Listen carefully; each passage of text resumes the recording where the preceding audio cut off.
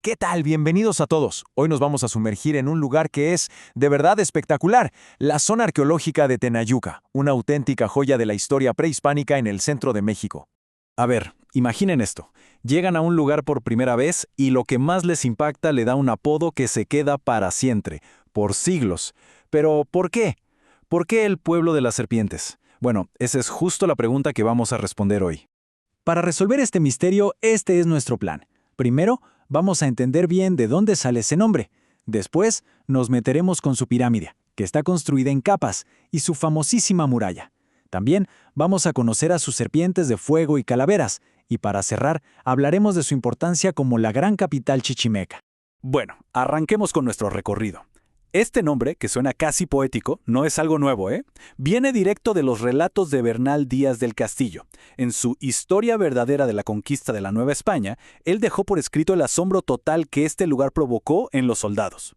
El corazón, el mero centro del sitio, es su templo mayor, una estructura que de por sí ya es imponente, muy clásica de su época.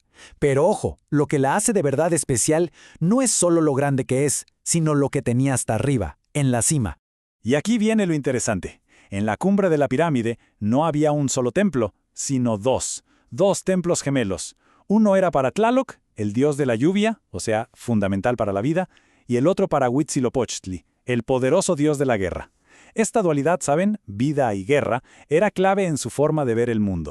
La respuesta nos muestra una técnica de construcción que es fascinante y al mismo tiempo súper simbólica. Nos habla de cómo veían el tiempo y el poder, una idea central en todo el pensamiento mesoamericano. 7 veces.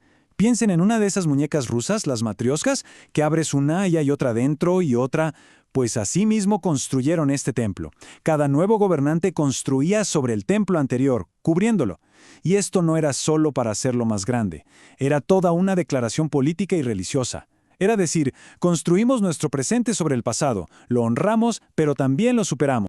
Muy bien, ahora sí, vamos a la característica más famosa de Tenayuca, la que le da su nombre, su identidad. Aquí es donde de verdad vamos a entender por qué los españoles se quedaron con la boca abierta. El Coatepantli. Esta palabra es clave. Para la cultura nahua, la serpiente era un símbolo superpoderoso. Representaba la tierra, la fertilidad, el renacimiento. O sea que esta muralla no era un simple adorno, era una frontera sagrada que separaba el espacio de los dioses del mundo de los humanos. Y ahora el número, porque es simplemente alucinante. Se calcula que en su última etapa, la que vieron los conquistadores, había unas 600 cabezas de serpiente en los muros del templo. Y a eso súmenle otras 140 en la plataforma del Coatepantli. Estamos hablando de casi 740 guardianes de piedra en total. Y no crean que eran esculturas ahí, sin más, estáticas, para nada. El nivel de detalle es increíble. Los artistas diseñaron los cuerpos con curvas, dándoles una sensación de movimiento constante. Las cabezas tienen sus colmillos, sus lenguas bífidas, todo. Y las colas imitan a la perfección el cascabel de una serpiente.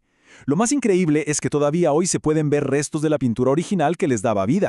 Pero esperen, que el Coatepantli no era el único guardián temible del templo. Había otras criaturas míticas y representaciones todavía más impactantes que protegían este espacio sagrado. Hablemos de la Xocuatl, que se traduce como serpiente de fuego.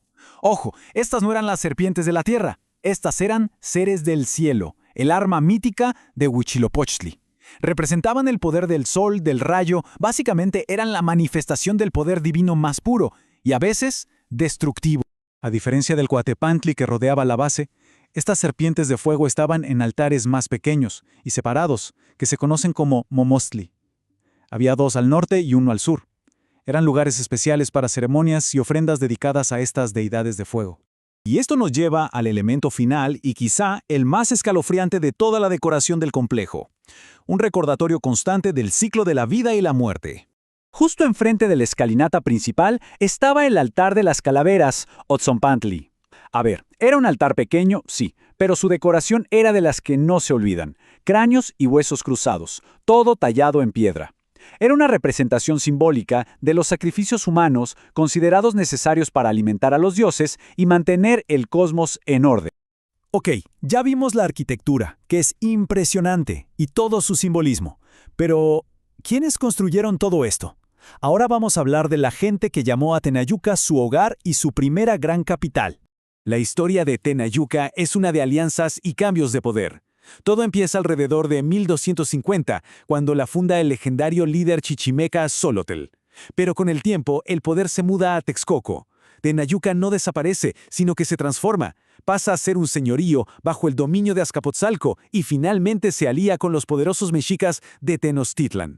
Y el éxito de Tenayuca, claro, no fue casualidad. Su ubicación era simplemente perfecta. Tenían el lago al lado para producir sal, que en esa época valía oro. Tenían ríos para pescar y para la agricultura. Y la Sierra de Guadalupe justo ahí para sacar toda la piedra que necesitaron para construir estos monumentos. Y aquí está el punto clave. Tenayuca no fue solo una ciudad importante, fue un prototipo. Su diseño, con el templo doble y el Coatepantli, sirvió de modelo para el templo mayor de la Gran Tenochtitlan. Y eso nos deja pensando, si esto era solo el modelo, ¿qué otras maravillas e ideas de todo un imperio se esconden todavía entre sus piedras?